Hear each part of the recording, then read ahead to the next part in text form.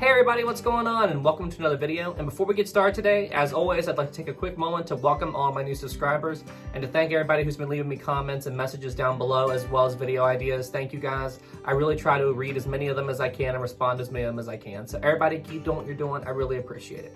All right, everybody. Well, hey, let's get into today's topic. In today's video, we're going to be touching on one very specific question of the Titanic sinking that I get a lot of questions about. And that question is, why when the ship started to sink, did the massive boilers which powered the ship not explode when they came into contact with the cold incoming seawater?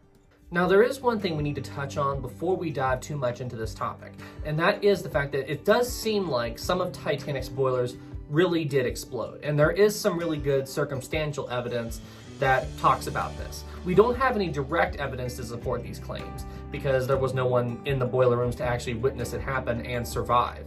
But there is some testimony and evidence from other people who survived who saw events happen throughout the course of Titanic sinking that could imply that some boilers did explode, and I am going to touch on that in this video.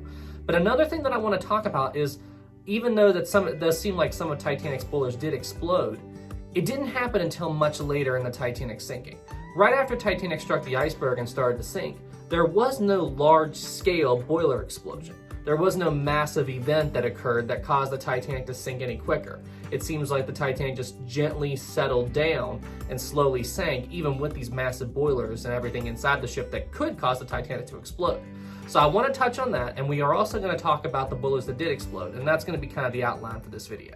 Now, what you need to understand about Titanic is that the boilers in the engine room make up basically the entire bottom of the ship, as you can see from this blueprint. Boiler room 6 is the first boiler room underneath the first funnel, and it goes all the way back to boiler room 1 and then the engines. So as you can see from this picture, the engine room, including the boilers, makes up just about the entire base of the Titanic. The next thing you need to understand is exactly how the iceberg damaged Titanic's hull and where the flooding took place in the beginning parts of the sinking.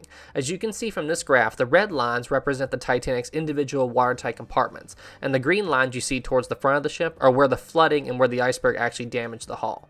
Now, the first 4 compartments are just cargo holds and stuff, but the 5th compartment, boiler room number 6, was actually pretty substantially damaged by the iceberg, as you can see in this picture. This has been one aspect of the Titanic sinking that's always bothered me. You see, if boiler room 6 was so critically damaged and the water just exploded in and was knocking men over like you see in this clip here, then you would think that the boilers being extremely hot and the ocean being extremely cold would create the perfect conditions for these boilers to just explode and cause cataclysmic damage to the Titanic.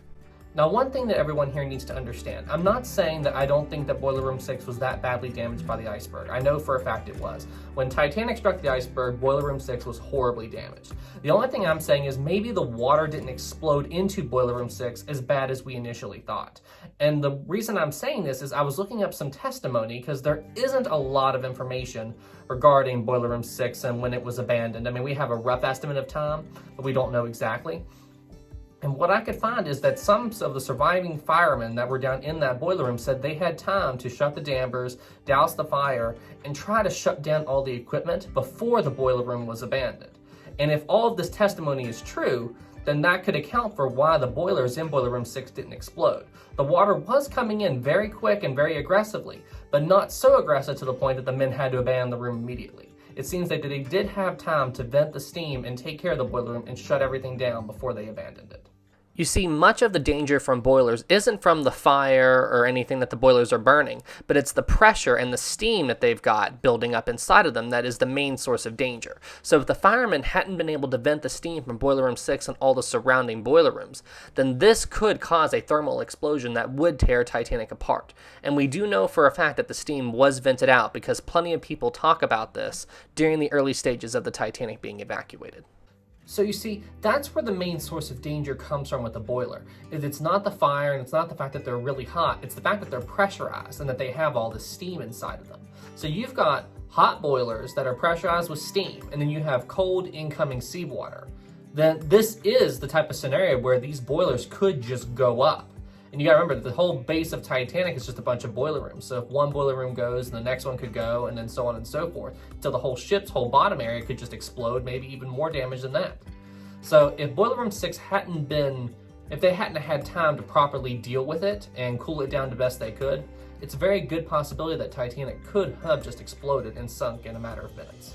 Now you're probably wondering, how do we know that they actually did vent out the steam, and that this is one source of probable information as to why the boilers on the Titanic didn't explode during the initial stages of the sinking. Well, it wasn't just the men down in the boiler room that can attest to the steam being vented. The officers on the boat deck who were preparing the lifeboats for evacuation also talked about the fact that this steam was being vented. And you've got to think, this isn't just like opening up a small valve on a small container and letting the air or pressure out. You're talking about an entire ship that has steam and pressure that you've got to vent out. And when they started releasing that steam, it was so loud that the officers on the boat deck who were preparing the Titanic's lifeboats, while they're trying to get these lifeboats lowered away, they have to yell at the top of their lungs and yell through their hands like this. And the guy is, no joke, standing right beside them, and they have to scream at the top of their lungs to get the message across. The steam was that loud. So there's actually a clip in the James Cameron movie that actually showcases this. As I've stated before in another video, the officers of the Titanic who were trying to get the lifeboats ready, seriously, the amount of praise they should get despite the fact that they were not prepared for the situation. I mean, you just try to think about it, what it'd be like for you to be in that situation. To be trying to prepare these lifeboats and get them ready to go with that huge steam venting out, and also not knowing how much time you have before the ship sinks. I mean, in my opinion, the officers of the Titanic who dealt with the lifeboats should get just as much praise as the men down in the engine room. Another thing that we do need to talk about, and I'm sure a lot of you are wondering, is if they vented out all the steam, how did the Titanic still have power? How did the ship keep its critical systems running without any steam? Well, they didn't vent out all the steam, and they didn't shut down all of the boiler rooms either. The only boiler rooms they shut down early in the sinking were the ones closer to the front of the ship that were more affected by the incoming water. The boiler rooms further back in the ship, boiler room 4, 3, and 2, which did not flood till much later, remained active and pressurized throughout the course of the evening. That's how the Titanic got its power. And you see, that right there is the source to the other question. Why did some of Titanic's boilers potentially explode? Well, that's because they kept several boiler rooms somewhat active. Now, they weren't fully active. They weren't fully pressurized either because there was nowhere near as many people down there working on them. But they kept them running enough to keep the essential systems of the ship working, like the lights and so on. So even though it looks like we had some small-scale boiler detonations later on in the sinking, it was due to the fact that some of these boilers in the further back ends of the ship were still active when they flooded. So what was the circumstantial evidence that I mentioned at the beginning of the video that could prove that some of the boilers in the Titanic exploded? Well, right here in the Titanic's final moments, you just see the first funnel fall. Now, the first funnel, which fed boiler rooms 6 and 5, was completely flooded and no longer active at the time of the funnel falling. So the funnel just simply fell over due to gravity, and that was all that there was to that. However, the second funnel, which fed boiler rooms 4 and 3, when it fell, it exploded into a shower of sparks and fire. And this was witnessed by a Titanic survivor named Jack Thayer. So why did the second funnel have this small-scale ignition and the first funnel didn't? Well, it's because, theoretically, that boiler rooms 4 and 3 might have still been somewhat pressurized and active when this funnel finally fell. Now, just to give you all a little bit of context here, the way we know that boiler room 4 and 3 might have still been somewhat active at the time that Titanic's second funnel fell is that there's evidence that boiler room 4 did not flood until around 2 a.m. And just so you all know, Titanic sank at 2:20. That's when it met its final plunge. So water reached the Titanic's bridge at the very, very top of the ship. It reached the bridge right around 10-15 minutes before Titanic began her final plunge. And if boiler room 4 flooded at 2 a.m., 20 minutes before she began her final plunge, then it stands to reason that boiler room 4 and 3 may have still been somewhat active at the time that the second funnel fell. So that spark or that ignition that Jack Thayer said he saw, it's very probable that was caused by a small-scale boiler explosion inside of those rooms as the second funnel began to fall. Another possible source that could indicate a small-scale boiler explosion deep inside the Titanic comes from this man. This man is Second Officer Charles Lightoller, and as he was escaping the Titanic, something happened to him that could indicate a small-scale explosion. You see, as the Titanic began its final plunge, Lightoller was standing right around the first funnel, and he was dealing with these two lifeboats on the very front of the ship, collapsible A and B. And he said that the Titanic took a sudden and strong pull downward as this giant wave came and washed over the boat deck. So as he was swimming away from the ship, he said that he got sucked down and was actually pinned somewhere on the Titanic's deck by like a vent or something. And it was holding him down. He was pinned by the rush of water that was flowing into the ship and holding him on this grate. And then he said he felt a whoosh of hot air or something from deep inside the ship come up and release him from the ship. And if it hadn't been for that whoosh of hot air, he could have just kept getting dragged down with the ship until finally it flooded, and by then he would have been dead. And that happened not once, but twice. So the first time he got free from the ship and he started to swim away, another vent began to flood and pulled him down again, and then another whoosh of hot air came up and pushed him out. So we can't say for sure that that was a boiler explosion, but it is a piece of interesting evidence that could indicate that a small explosion inside the ship saved Lightoller's life. Now, these two stories I just told you, these aren't the only incidents of people actually saying that they saw or heard something that could possibly indicate a boiler explosion inside Titanic.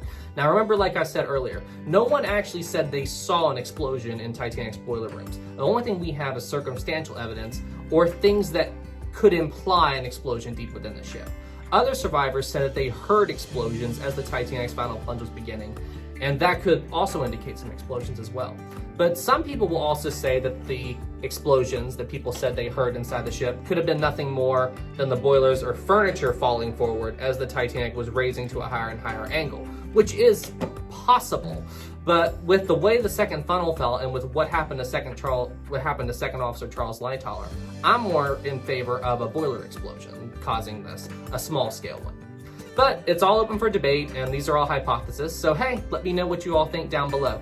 Anyway, guys, that's it for this video. Thank you all so much for watching. I hope you found it fun and you learned something from it, and I had a ton of fun making it. So everybody, please let me know what you think, and everybody else, please subscribe to my channel, and thank you all for all the comments as well. I try to read as many of them as I can. All right, everybody. Well, hey, you all stay safe out there, and I'll see you in the next one.